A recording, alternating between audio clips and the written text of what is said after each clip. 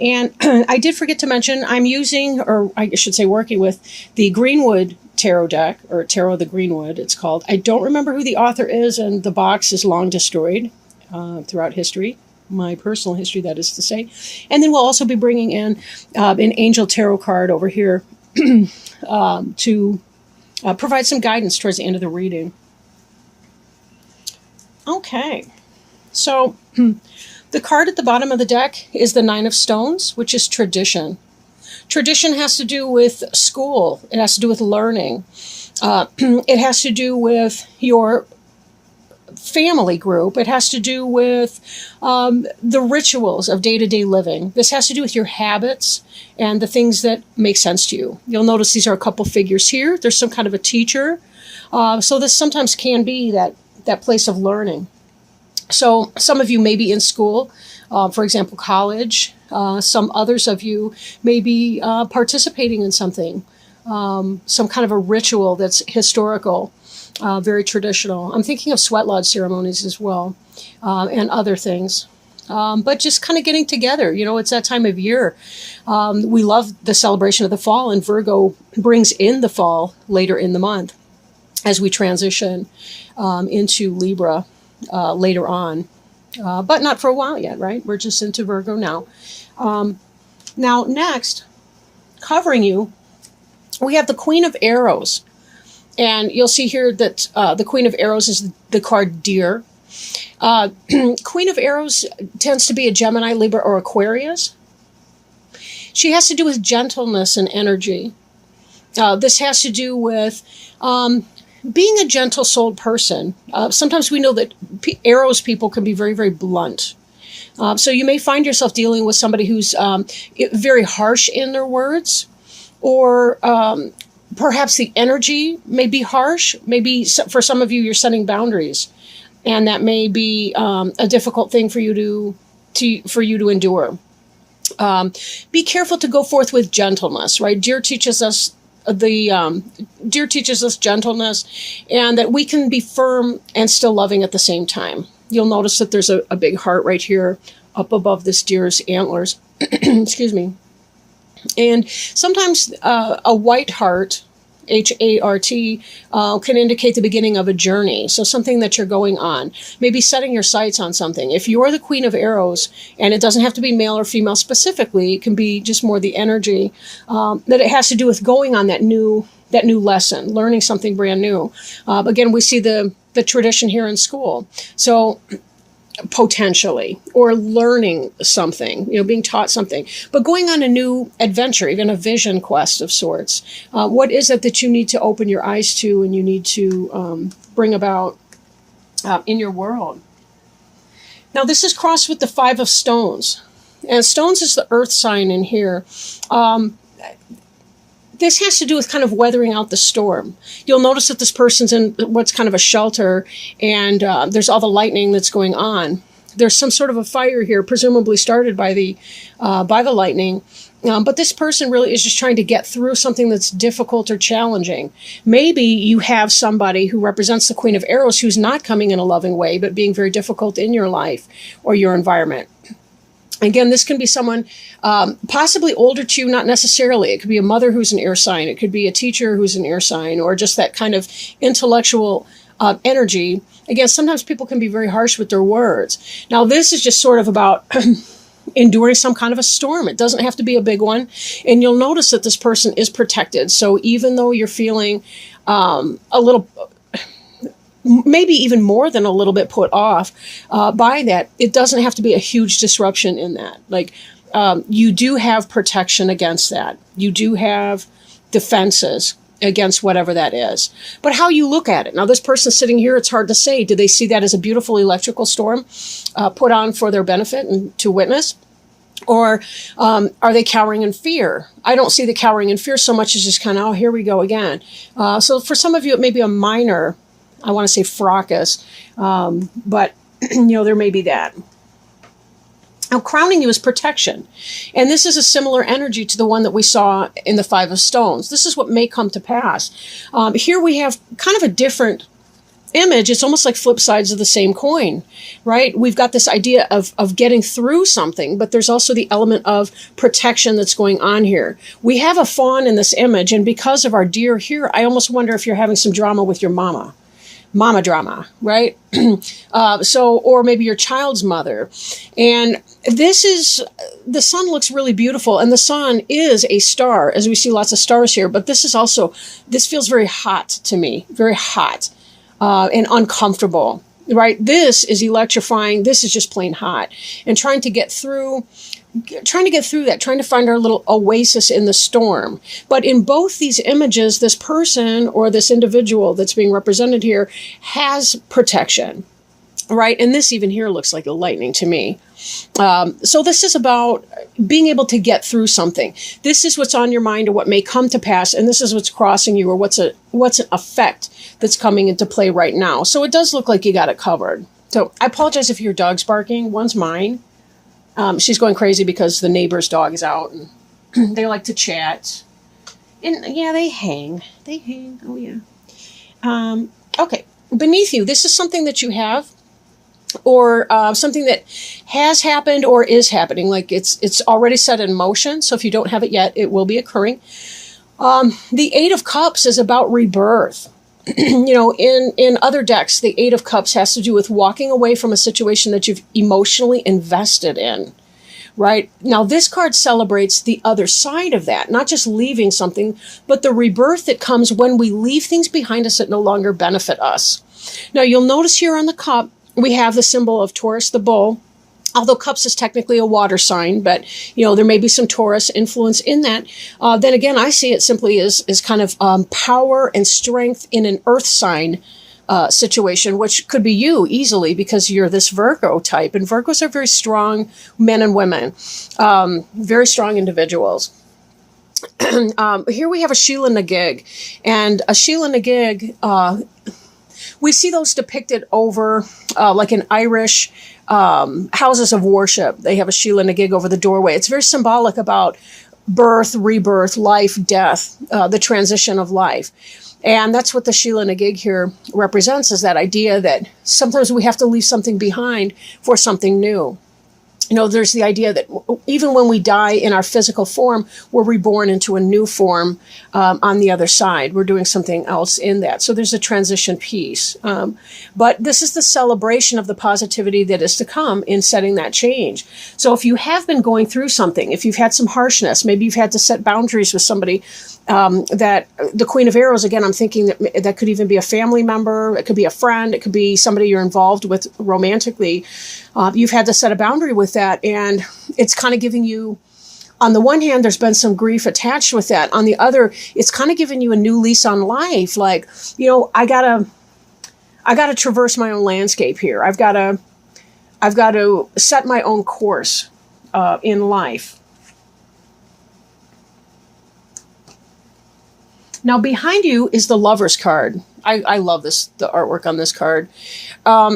This has to do with the polarity between two individuals, male and female. For some of you, this could be about being in love.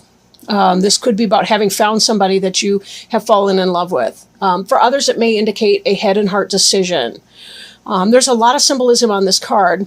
I can't get to a whole lot of it, really, but here we see the drumming out of new rhythms. We see this love that comes in. We see this, I want to say caduceus. I'm not sure how to say that, but it's the symbol of a healer in which there's a snake that's wrapped up the pole, or a staff. We see the flame of Kundalini energy, creativity, passion, right? We see certainly with the phallic symbol here, we see also that idea of creation and making things happen. Now, this piece here, again, this could be loving feelings. Maybe you're involved with somebody who's an air sign. If this is romantic for you, if this has to do with your family relationships, and to some degree that may. We kind of have all the different signs represented. We've got several stones, a couple wands, excuse me. Actually, we've got a lot of stones. So that's earth. So that can really be anything. Stones have a lot to do with the physical manifestations of the things that we celebrate, like our family and, home, school, family, loving relationships, and so on. So this is an energy that you've come from. Can be that head and heart decision. Maybe it is about calling somebody out and saying, this is what time it is, and trying to get through some kind of a struggle or a storm, maybe making that decision that you have to do. Trying to set boundaries, I think, is very big with people. Just because we love someone doesn't mean that that's a flawless human being and that we're not going to have to set those boundaries. And then what's ahead of you here is this idea of exploitation. We see the bees, we see the workers. There's a lot of Marxist imagery in that. We've got this double-pointed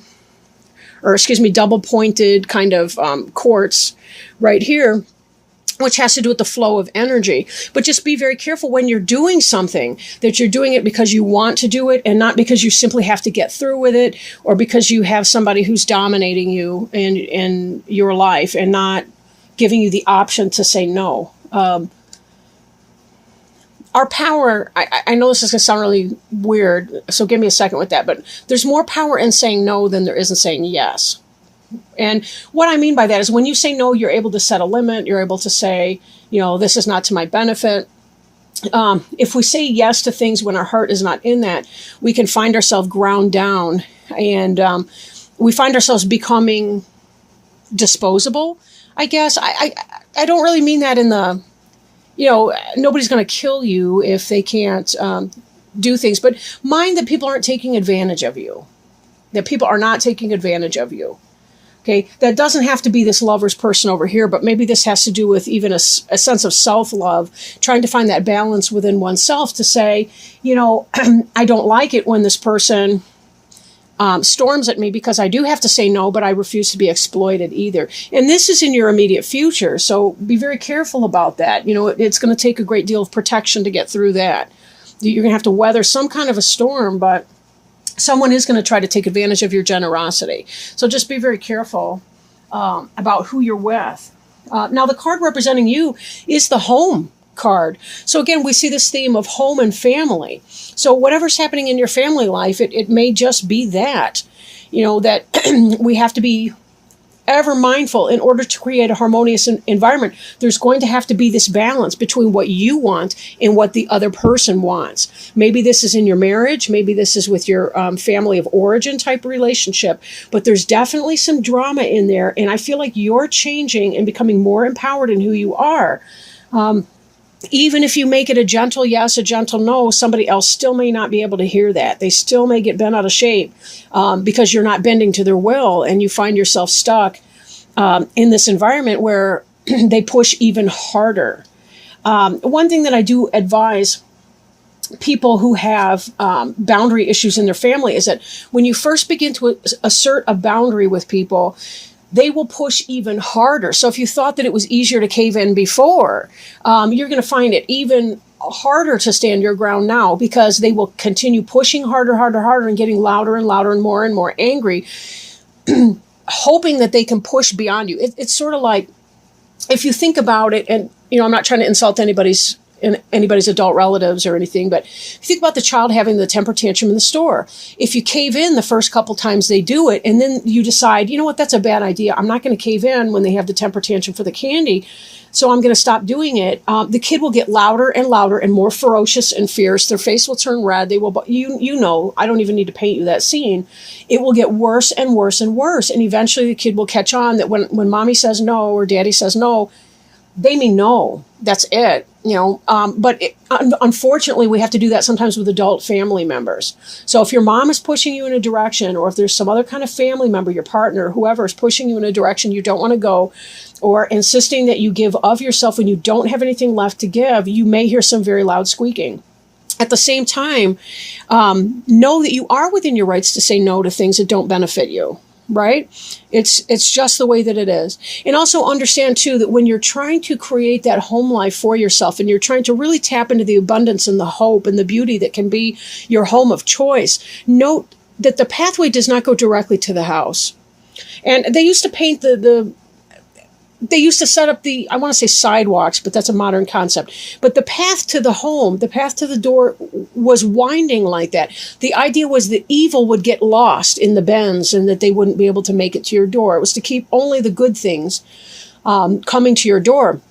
The things in life, as you're trying to create your ideal home life, your beautiful picture of home life, there may be a lot of winds and twists before you get to that spot. And so be patient in that. But I do think it may be more that you're experiencing grief in your family of origin, but it seems that your mate, your family of choosing, is really satisfying. This is the 10 of stones, right? That's the 10 of earth in other decks, the 10 of pentacles, 10 of coins. So that's really the happy family type situation. So it seems to me like you've got this going on.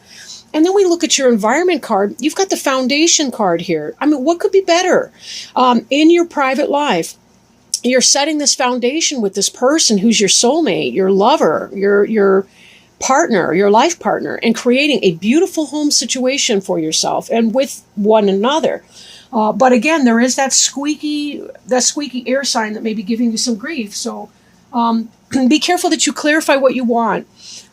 This tradition card that we saw at the very, very beginning reminds me that sometimes it's easier to fall back on our old ways and to say, that's what we want to do here. But, that may not be the case. Now, this 9 of stones can also be about setting up your own business, creating your own business. It can be, again, this is a 9 of coins type card.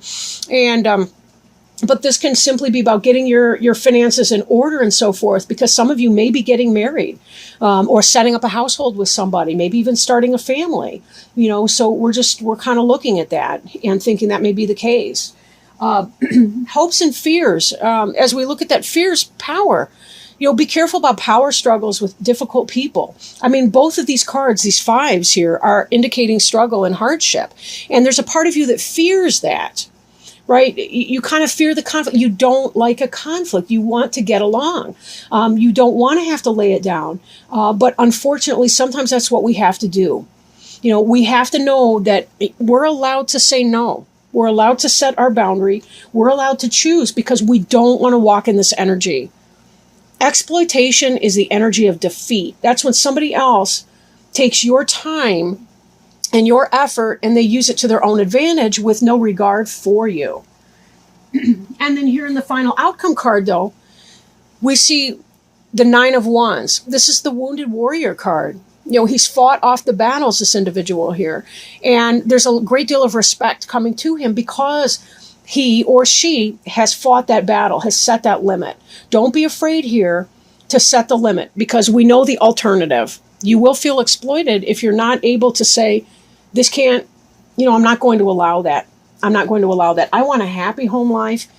I want to be able to shut my door at the end of the day. I want to invite in my partner, the person who gives me strength and courage, who respects me, and so on. If it is your partner, this may simply be some of that grind that comes, that day-to-day, I am I and you are you, kind of minor differences. You forgot to leave the cap off the toothpaste.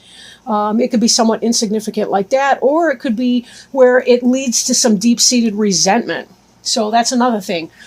Exploitation can lead to resentment. So be very careful when you do say no, you mean it and you're willing to hold that line. If not, you're also allowed to say, maybe, let me think about it. I'll get back to you. You don't have to make an answer when you feel pressured. Just put off making the decision until you've had a chance to reflect on that and make the true or the best decision for you. Okay, so let's go ahead and shuffle our angel cards and see if we can't maybe get some kind of a step, some guidance, something like that may come in, positive encouragement, guidance, feedback from the angels. The Ace of Air. Oh, this is consistent with what we got. So give me a moment. I will hold the card up so you can look at it. Ace of Air. And I'm going to read you from the book so that we can get the maximum benefit of the answer that we've been seeking. So Ace of Air, I'm trying to get the glare off the card, but that's not really easy. Okay. And it states on the card, brilliant new ideas and inspirations, seeing the truth of a situation, and a challenging beginning. New ideas now take flight. Expect great inspiration to come, possibly from an event or situation that had previously troubled you. Now you see the opportunity to create something amazing and you're full of excitement. Focus your thoughts on your long-term goals and create a plan of action. You now see the truth of the situation. Confusion is gone and clarity has taken its place. Your new understanding replaces previous misconceptions. Now you're ready to move forward. A challenging beginning, turning a negative into a positive, a brilliant intellectual solution. So, yeah, this is wonderful. So a little bit of challenges, but some clarity here, right? The Queen of Arrows bringing clarity as well. Some endurance, because, it wouldn't be life if we didn't have stuff to go through along the way, but really being able to start something fresh and new with honest perspective and an understanding of what it is that you need to do, what you want to do, and setting your direction in that. Let's remember, aces are beginnings. Those are new.